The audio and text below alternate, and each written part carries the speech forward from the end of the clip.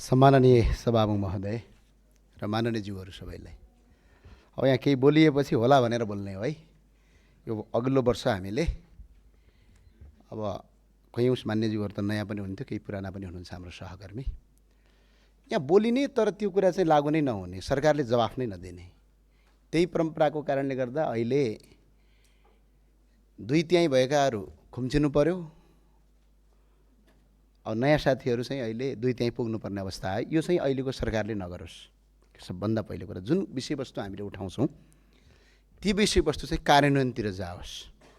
संसदमा बोलिने कुरा भनेको रत्न पार्कको चौतारामा बोल्या होइन।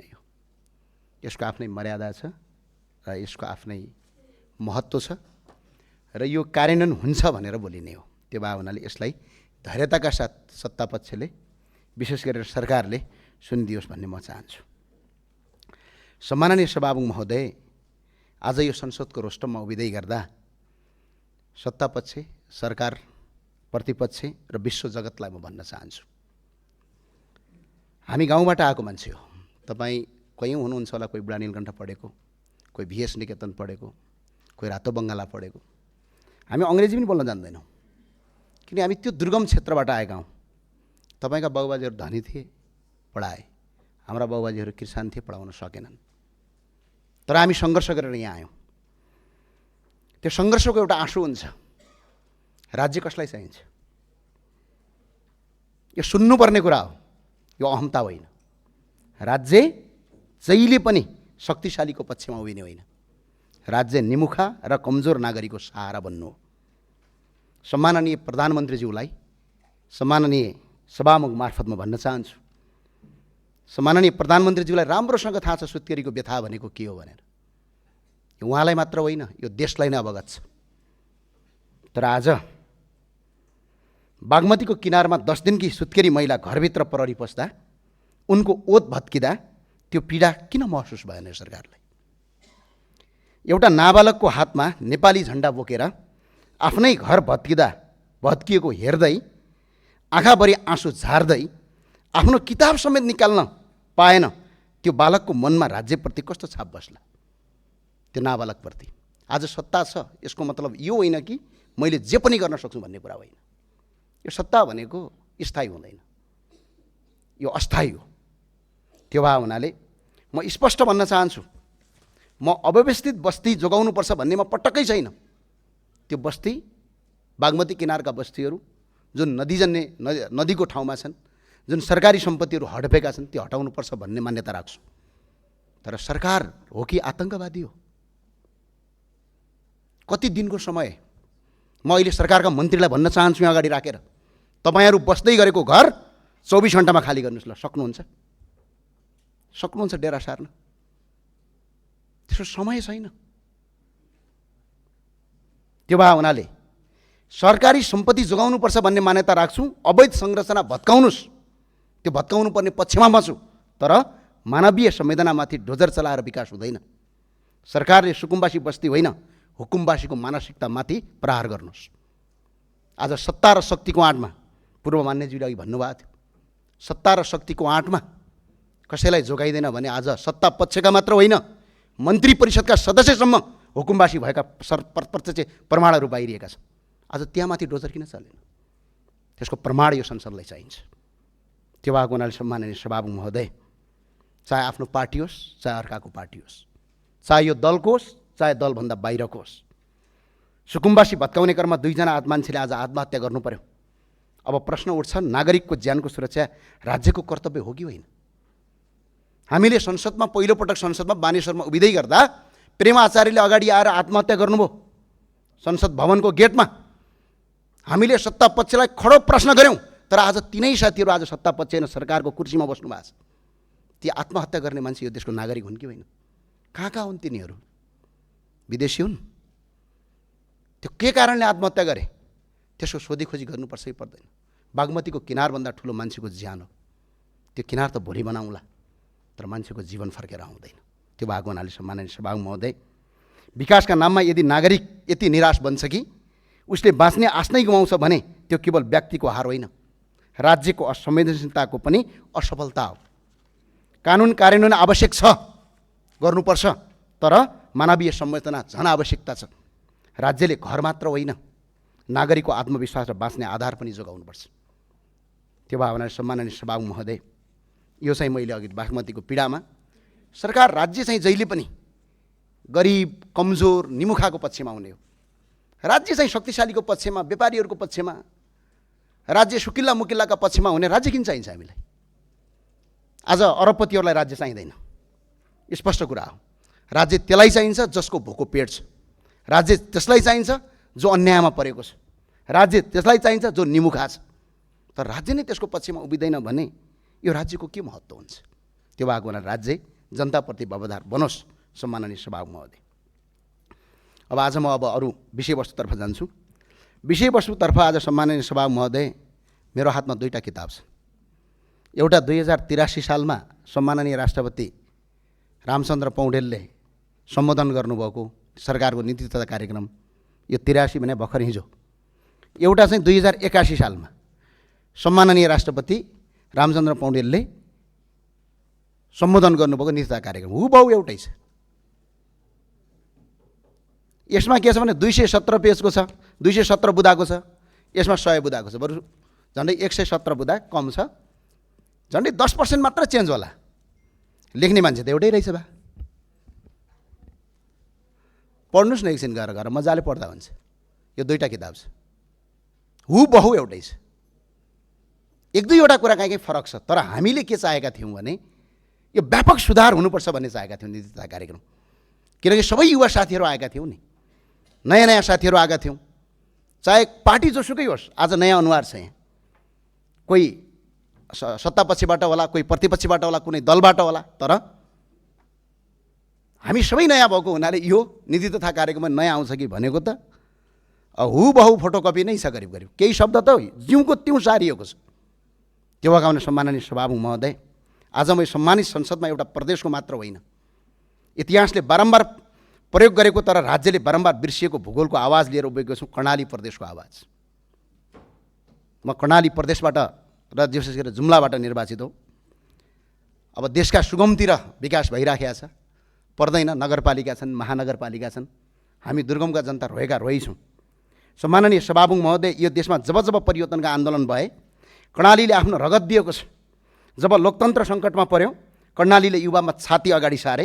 जब गणतन्त्रको सपना देखियो कर्णालीले एक छापे मत दियो। 2064 सालमा कर्णालीले आफ्नो सपना पूर्व प्रधानमन्त्री पुष्पकमल दाहाल प्रचण्डको आँखामा देख्यो र प्रधानमन्त्रीको कुर्सीमा पुर्यायो। 2056 सालमा एमालेको लाल किल्ला बन्यो कर्णाली। 2074 सालमा फेरि पूर्व प्रधानमन्त्री केपी शर्मा ओलीको आँखामा कर्णालीले आफ्ना सपना देख्यो। 2079 सालमा पूर्व प्रधानमन्त्री द्वय पुष्पकमल दाहाल प्रचण्ड र शेरबहादुर देउवाको आँखामा कर्णालीले फेरि सपना देख्यो।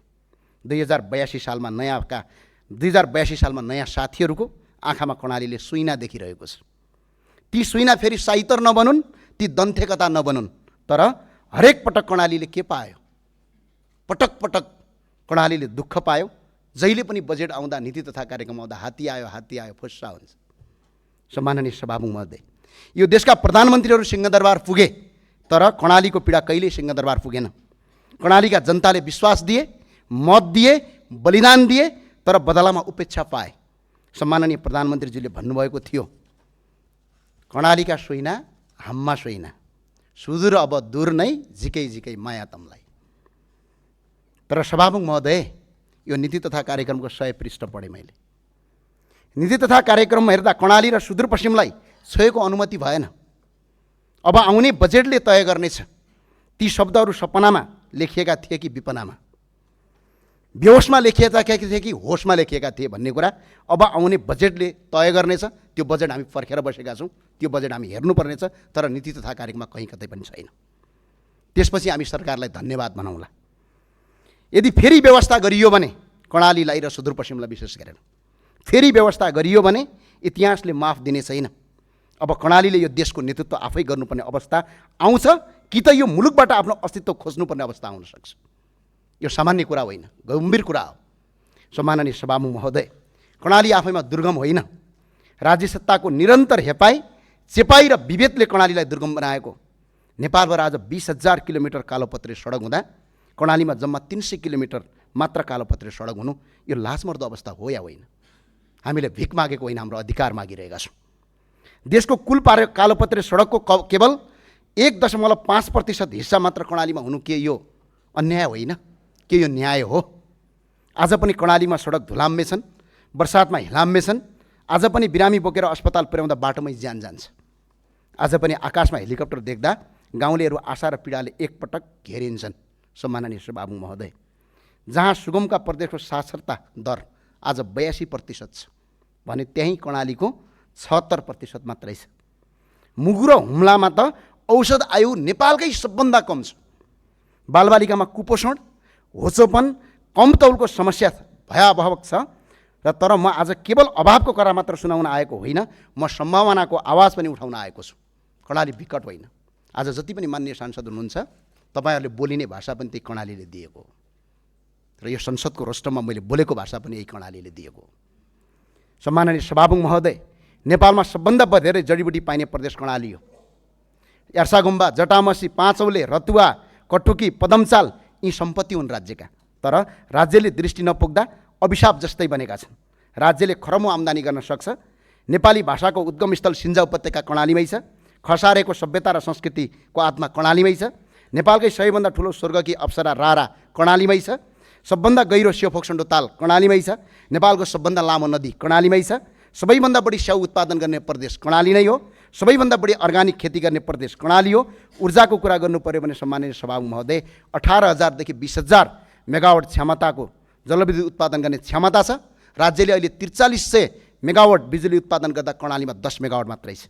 कर्णालीका जनता आज पनि अँध्यारोमा बस्न बाध्य छन्। यो विडम्बना भएन भने अनि के हो सम्माननीय सभामुख महोदय? कर्णालीले देशलाई भाषा दियो, कर्णालीले देशलाई संस्कृति दियो, कर्णालीले सभ्यता दियो, कर्णालीले प्राकृतिक सम्पदा दियो, युद्धमा बलिदान दियो, लोकतन्त्रमा आन्दोलनमा रगत दियो। तर बदलामा कर्णालीले के पायो? गरिबी, बेरोजगारी, पलायन, उपेक्षा। अब कर्णाली दया मागिरहेको छैन। अब कर्णाली अधिकार मागिरहेको छ। अब कर्णालीको आश्वासन होइन, न्याय खोजिरहेको छ। म सरकारलाई आग्रह गर्न चाहन्छु, कर्णालीलाई राष्ट्रिय प्राथमिकताको विकास क्षेत्र घोषणा गरियोस्। सडक, स्वास्थ्य, शिक्षा र विद्युतमा विशेष बजेट ल्याइयोस्। जडीबुटी, पर्यटन, कृषि र जलविद्युतमा आधारित आर्थिक क्रान्ति सुरु गरियोस्। कर्णालीका युवालाई आफ्नै ठाउँमा रोजगारी सिर्जना गरियोस्। र म यो संसदलाई सम्झाउन चाहन्छु सम्माननीय सभामुख महोदय, कर्णालीको विकास बिना नेपालको विकास सम्भव छैन। कर्णालीको उज्यालो भए मात्र नेपाल उज्यालो हुन्छ। कर्णाली समृद्ध भए मात्र नेपाल समृद्ध हुन्छ। कर्णालीले भिख मागेको होइन, यो हाम्रो अधिकार हो। यो सरकारले यसपटक त्यो अधिकार परिपूर्ति गर्न सकेन भने संसदमा हामी आन्दोलन गर्छौँ भनेर पनि घोषणा गर्न चाहन्छु म। किनभने यो पटक पटकको हेपाइ भएको छ। एउटा बाटो बनाउनका लागि मन्त्रीको कोठामा जानुपर्ने अवस्था छ। एउटा तपाईँको एम्बुलेन्स किनिदिनका लागि मन्त्रीको ढोका ढकढकाउनु पर्ने अवस्था छ। त्यो भएको हुनाले अहिलेको बजेटमा अपेक्षा नगरियोस्। सम्माननीय सभामुख महोदय, म अलिकति पूर्व प्रधानमन्त्री पहिलाका वक्ता मान्यज्यूले सुनिदिनु होला। मान्य सदस्य, समय धेरै नै बढी गइसकेको छ। म 1 मिनटमा सकेँ सम्मानज्यू, सकिन्छ भने है सम्मानज्यूलाई आग्रह गरेँ। पूर्व वक्ता माननीय पूर्व प्रधानमन्त्रीज्यूलाई म आदर गर्छु। उहाँको स्पिच सुन्दै गर्दा जनजातिबाट पहिला कोही पनि थिएनन् भने पद्मसुन्दर लावती पहिला मन्त्री थिए है। हजुर भर्खर कलेज पढ्दै गर्दा हिरालाल विश्वकर्मा देशको मन्त्री थिए। जनजातिको छोरा कहीँ पुगेका थिएनन् भनेर भाषण गर्नुभयो। तपाईँ भर्खर कलेज पढ्दै गर्दा जनजातिको छोरो यो देशको प्रधानमन्त्री थिए, जसको नाम हो मरिजमान सिंह श्रेष्ठ है। त्यसपछि दलित मुक्ति मोर्चा जिन्दाबाद भनेर आन्दोलन गरिराख्नु भएको थियो। तर मेरो कर्णाली प्रदेशको अञ्चलाधीश उत्तम टमाटा दलितकै छोरा थिए। अनि रुकुम रोल्पाका मगर दाजुभाइहरूलाई अब तपाईँहरूको पहुँच भएन, हतियार उठाउनुपर्छ भनेर लागिराख्नु भएको थियो।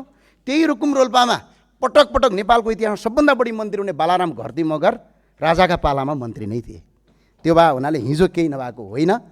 महिलाहरूको हकको कुरा गर्ने भने नेपालको पहिला सम्माननीय पूर्व प्रधानमन्त्री जो नाबालक नै हुनुहुन्थ्यो, त्यतिखेर नेपालको पहिला मन्त्री द्वारिका देवी ठकुरानी देशको मन्त्री भइसक्नु भएको थियो है। अब मधेसी जनजाति आदिवासीको कुरा गर्ने हो भने पशुनारायण चौधरीदेखि लगेर वेदानन्द झादेखि लगेर साहना प्रधानदेखि लगेर शैलजा आचार्यदेखि लगेर देशको सम्माननीय राष्ट्रपति भइसक्नु विद्या भण्डारी पनि राजाकै पालाका मन्त्रीहरू हुन्।